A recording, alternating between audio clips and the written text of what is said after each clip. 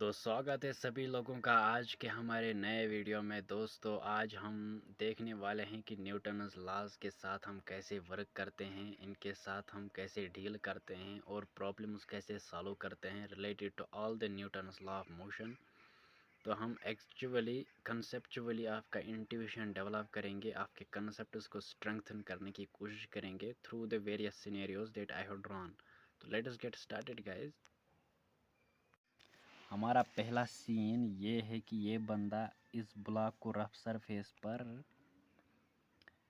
Push कर रहा है और आपको यहाँ पर न्यूटन्स लॉज दिखाने हैं कि कैसे अप्लाई किए जाते हैं और कहाँ फोर्सेस हैं। देखो दोस्तों कि फ्रिक्शन, जब ये बंदा इस ब्लॉक को इधर मूव करना चाहता है तो फ्रिक्शन उसको अपोज करता है एग्जैक्टली, और फ्रिक्शन इसको यहाँ की ओर पुल करता है दिस डायरेक्शन, और रोप इसको इस डायरेक्शन में पुल करती है। जो रोप में ये फोर्स होता है ना, ये बंदा रोप के ज़रिए फोर्स कम्युनिकेट करता है यहाँ पर। ये जो यहाँ पर फोर्स जो है ना इस रोप में जो फोर्स होता है उसको कहते हैं टेंशन। तो उसको टेंशन हम कहते हैं, वी कॉल इट टेंशन। तो ये बंदा जो है यहाँ पर इस पर भी फ्रिक्शन एक्ट करती है। देखो इस बंदे पर ये टेंशन, इस ब्लॉक पर ये टेंशन इस डायरेक्शन में एक्ट करता है, लेकिन इस बंदे पर ये टेंशन इस तरह एक्ट करता है। तो यहाँ पर न्यूटन्स थर्ड लॉ क्लियर है कि जो फोर्स ये इस पर डालता है वो फोर्स इस पर वापस डाला जा रहा है। तो ये न्यूटन्स थर्ड लॉ यहाँ पर विजिबल है। एक और बात कि यहाँ पर अब इस बंदे पर ये स्ट्रिंग यहाँ पर मूव करती है, लेकिन जो ग्राउंड है ना, ग्राउंड वो एग्जैक्टली इसको यहाँ की ओर धक्का दे रहा है, यहाँ की ओर फोर्स डाल रहा है।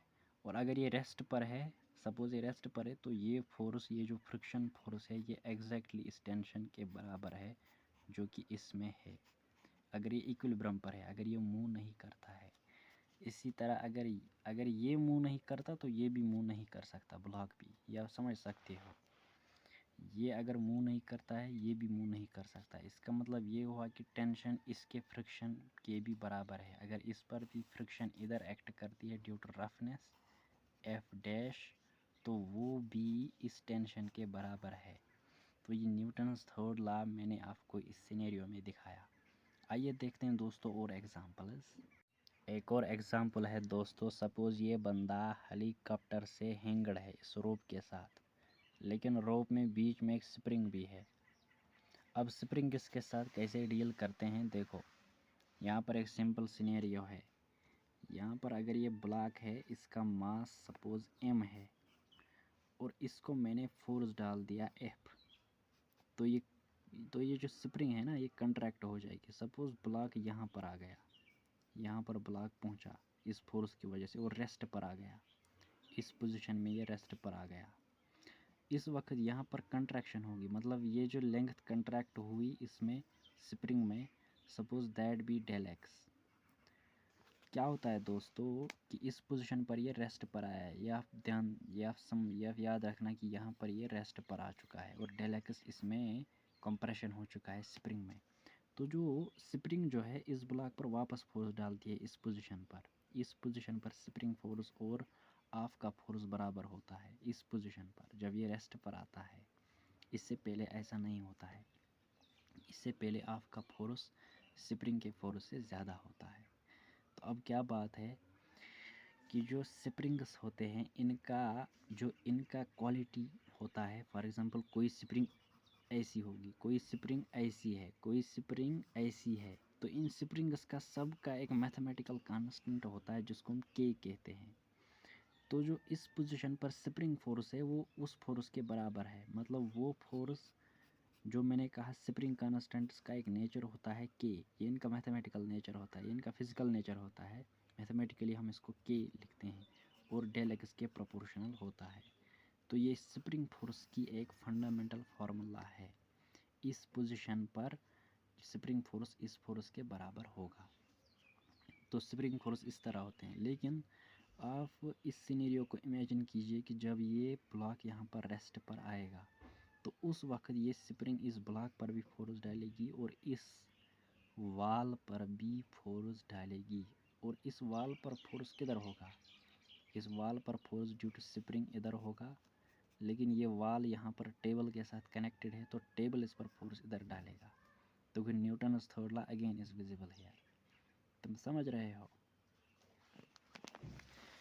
अब मैं आपको कहता हूँ कि सपोज़ ये बंदा, इसका मास m है और मैं आपको कहना चाहता हूँ कि अगर इस स्प्रिंग का कांस्टेंट k है तो मुझे बताओ कि इसमें कितना कंप्रेशन होगा। देखो ये टिपिकल प्रॉब्लम आपको लग सकती है ना। ये थोड़ी सी ये अच्छे स्टूडेंट्स को भी बीट करती है ये प्रॉब्लम। पता है क्यों?